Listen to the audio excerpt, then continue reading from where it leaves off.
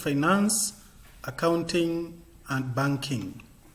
Financial statements, specifically profit and loss account. This is the account that shows the annual net profit or net loss of a business. It is prepared to determine the net profit or net loss of a trader or a businessman. Profit and loss account is a component of final accounts. It is also called an income statement or statement of operations. And it is a financial report that provides a summary of a company's revenues, expenses, and profit and losses over a given period of time. The profit and loss statement shows a company's ability to generate sales, manage expenses, and create profits.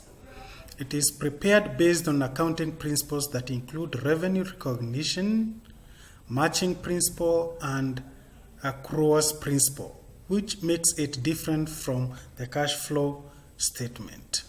That is, you recognize the revenue that has been collected or used up or expended, and you match time. For example, you spend for rent during this time and not the other time. For example, again, if your accounting period starts from 1st January up to 31st December, a profit and loss account will recognize the rent or salaries or even commission received for that period, even if you will prepare the profit and loss account after 31st December.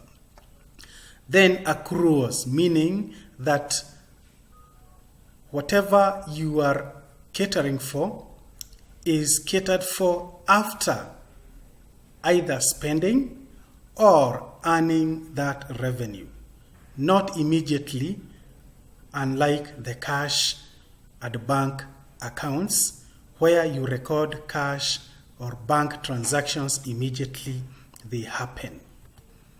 The format of a profit and loss account. We have 3 lines as the title of the business, the title profit and loss account, and then the time you are preparing that. On the debit side, we have operating expenses or overheads, and on the credit side, we have incomes, receivables, or revenues. The operating expenses are those expenses or costs that are incurred in the course of doing business. They are indirect expenses or costs. They are not related directly to sales and purchases. For example, salaries and wages. You'll pay for salaries and wages whether you have bought and sold goods in large quantities or not. Salaries must be paid. Rent will be paid whether you have sold goods or not. Transport. You will move up and down here and there to do other things that relate to the business, whether you have sold anything or not. Stationery. These are items that aid in proper communication in a business. Discount allowed. This is a discount that is allowed on cash terms to debtors who pay in time. Water and electricity and other expenses. On the credit side, again, we are talking of receivables, the incomes or revenues. We start with the gross profit brought down from the trading account. Then we add such items or receivables as commission received, discount received, rent received, transport charges that we charge people for transporting goods for them using the company vehicles, etc. A profit and loss account is expected to have a debit balance. That is, the credit side is higher than the debit side. It is usually regarded as an expense account and a revenue account. So we expect to have more incomes than expenses. So when you have more incomes on the credit side than expenses, we will have a balancing figure, net profit carried down, inserted on the debit side so that we can balance the account. Remember, it is an account. And that will be brought down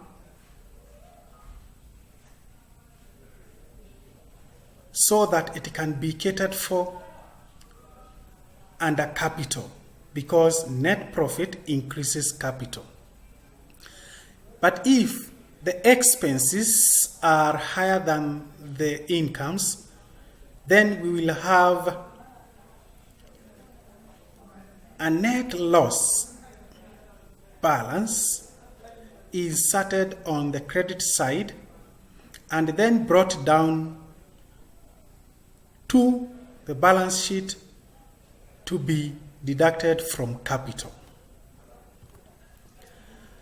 So, on the debit side, you have the operating expenses or overheads. These are costs. Such costs are salaries and wages, rent and rates, transport, stationery, discount allowed, water and electricity, among other overheads or costs. On the credit side, you have operating revenues.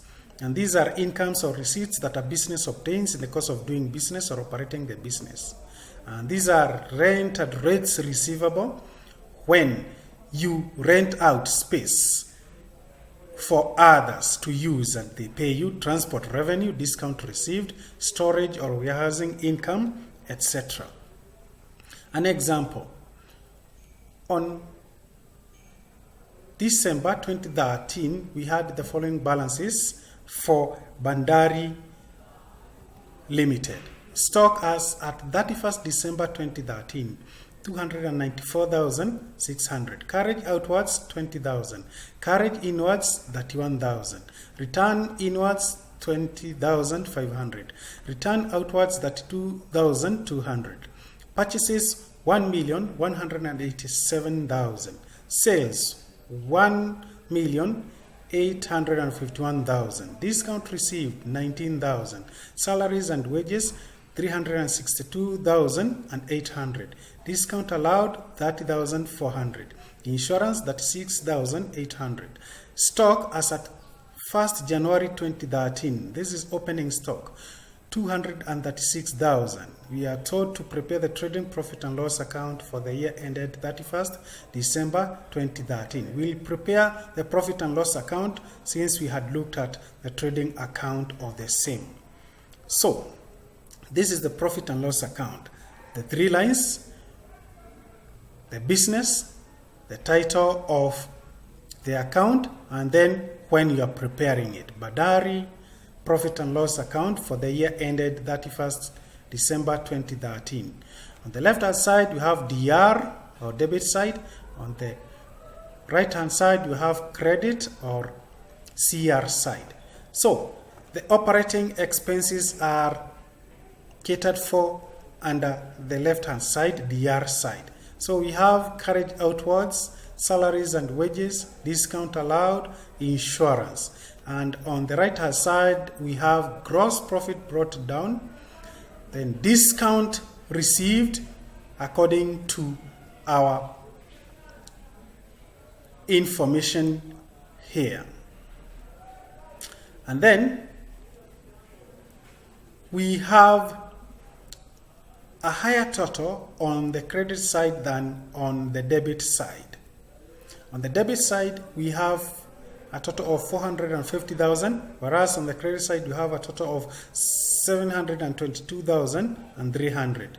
So, we will insert a balance on the side that has a lower figure, in our case here, the debit side.